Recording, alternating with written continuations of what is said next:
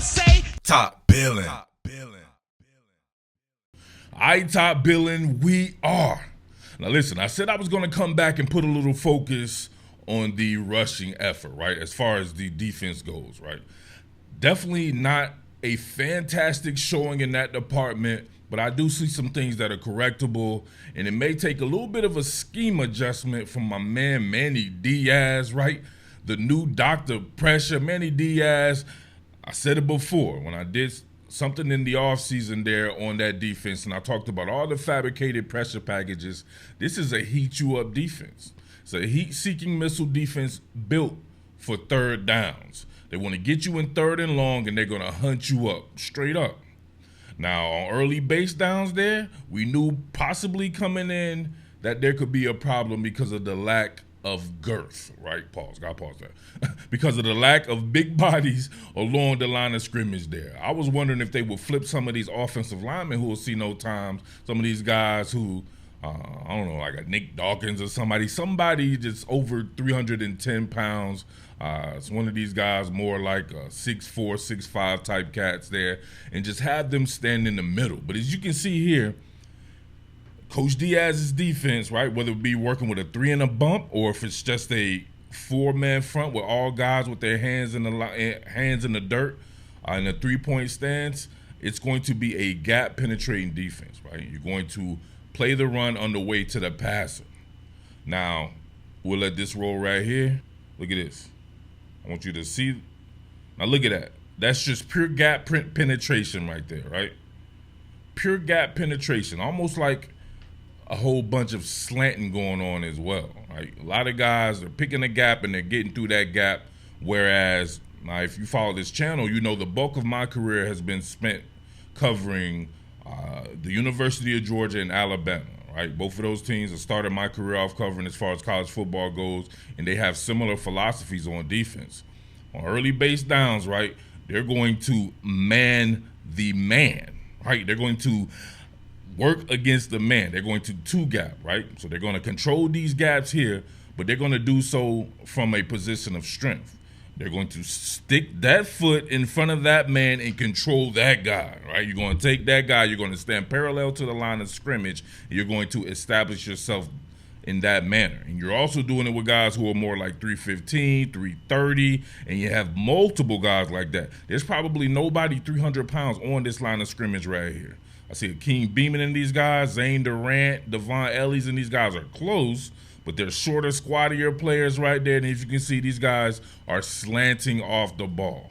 They're slanting one way right here. They're not showing presence, and that makes it a little bit harder, especially against a team like West Virginia that I know you guys probably don't know much about, but these guys have several guys who are going to the NFL on the offensive line, and they have a good run scheme, period, right? So if you see right here with this particular inside zone, my man's able to stick that foot in the ground and get vert up the field because you got guys slanting away. So I saw a lot of this here on some of these schemes where you might have one player slanting or you may have another player getting out of his gap, but most of it is done playing the run on the way to the pass. All right, real quick before we move on, if you're not already, make sure you're subscribed. And make sure you tell a friend that this is where it's at. I'm going to give Penn State a fair shot, right?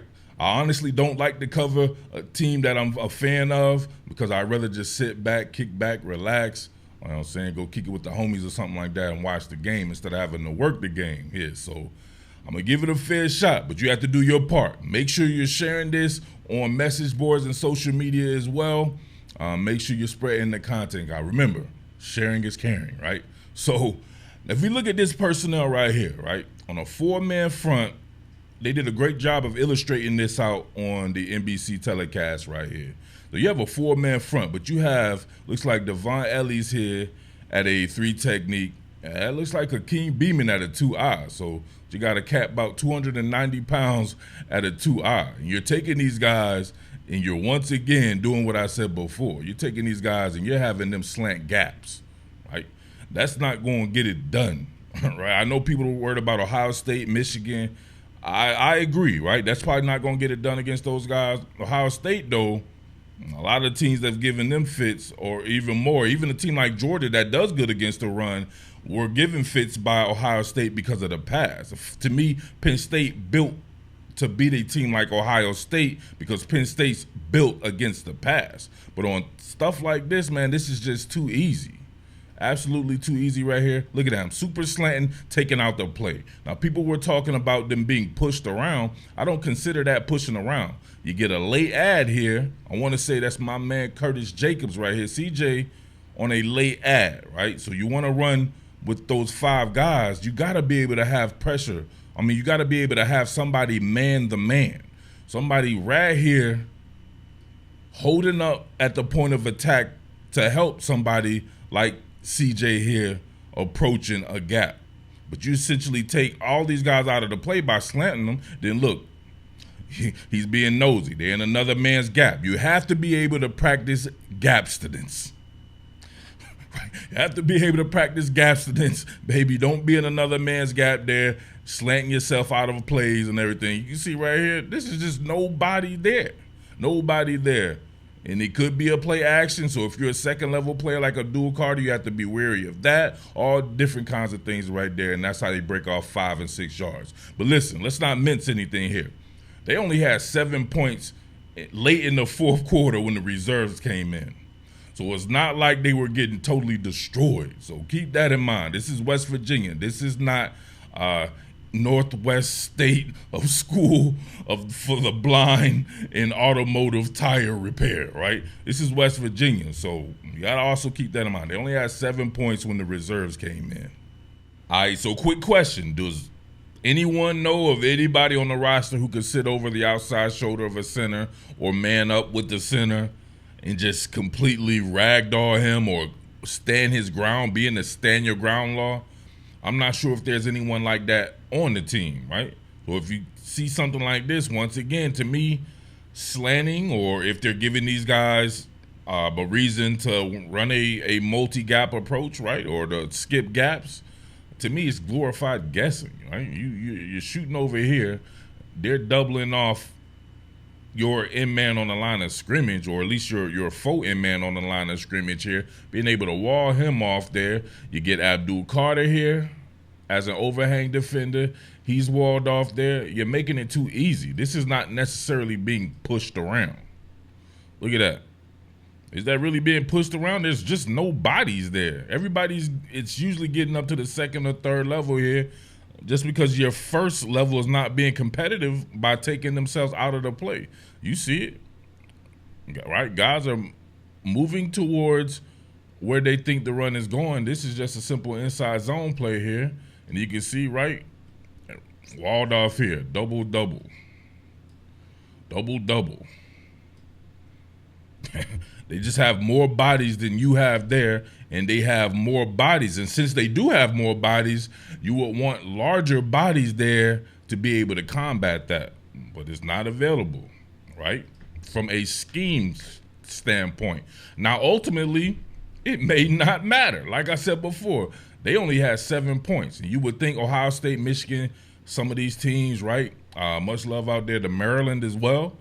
These guys can play some offensive football. You have to be wary of that, because ultimately you get it to the point to where it's bend but don't break, and it becomes more of your game there, because I don't think too many people are going to be able to stop Penn State from those fabricated pressure packages, especially when some of these guys can get it organically like a Chop Robinson. So it is what it is. This is definitely something that I wanted to take note of here. When they get in these goal-to-goal situations right here, or this goal line defense, who do they trust up front? Who do they think are their more stouter linemen? So it looks like it will be Hakeem Beamon right here, and I want to say Devon Ellies right here. Now look at Ellies, what he does to the guard. He bench presses this cat straight up. Look at this, bang!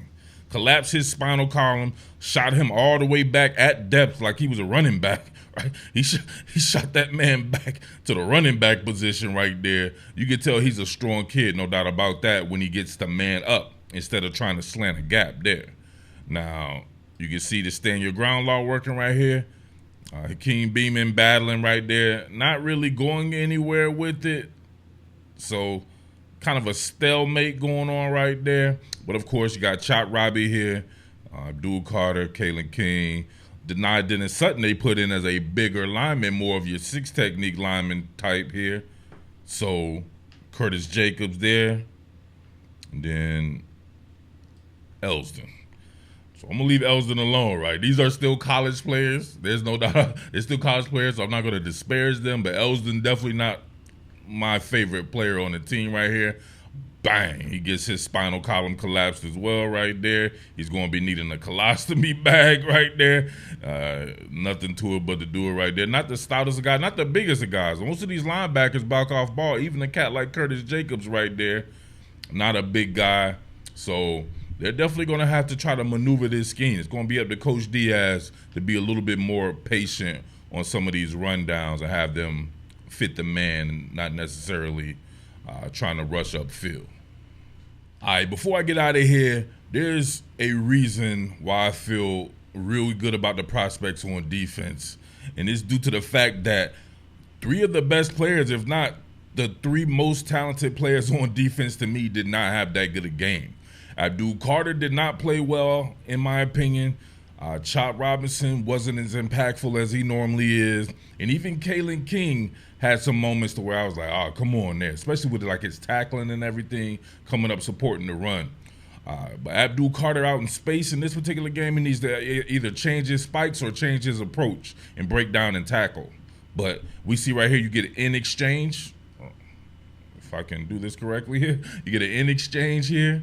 You get your guys coming on the inside, and then you got mugged up here, right over the center. So pretty much you got a B gap and an A gap here, man, from your off-ball linebackers Abdul Carter and Curtis Jacobs, but you'll get them looping around here. Drew up to perfection by my man Dr. Pressure Diaz there, but you see here Abdul Carter on the wraparound. Now look at him, boom, missing the tackle. He did this several times out in space, right? He had one that was really bad. In fact, I might show it next right here. Yeah, really bad. He had to sit it down right here. But that was drew up to perfection. You got to give Green credit, though. He has some really good wheels. He's very slippery, a very athletic kid out there at the quarterback position. So he's on scholarship as well, so you have to remember that there. And he had one right here, right? You get this into the belly of the beast. He's on a keeper, getting out here on a rollout. And my man's in great position, right? He's in that 50-50 exchange position right here to be able to defend the tight end rolling out or to get back inside there. But bang, look at him. Like Beat Street or Breaking movie from the 80s. My man is Turbo and Ozo right here. He's sitting it down breakdancing instead of tackling. Look at that. Look, man, no hands. I don't think I've ever seen a man that talented, right? That man can sit on his ass. Sit on his ass with no hands right there. That's a really good core strength right there, but that doesn't make tackles. So you got to believe Abdul Carter is one of the best in the country, most talented cat in the country. He's a top 5 pick, in my opinion, when he's able to come out in the draft a couple of years from now. So he's not going to have that type of game. So I would not worry about it. Those are those first game conundrums there where you're probably not hitting that hard in camp to begin with. And, man, usually the tackling is the thing that comes a little bit later for you. So I'm not worried about it. We shall see there. We'll see what this next game. Actually, we won't see what the next game, right? Much love to the state of Delaware, though, right? So much love to the Delaware hens out there. Much love to South Jersey, the entire Jersey in general. Much love to everybody out there in Pennsylvania, specifically out here in Philly, doing the damn thing, right? South Jersey for life, Philly, Delaware, Wilmington, Christiana, Newark, all you bad mamma jammers right there. Make sure you stand up. All right, it's your boy, Jersey Murf. As always, salute. Make sure you're sharing. Sharing is caring. What more can I say? Top Billin.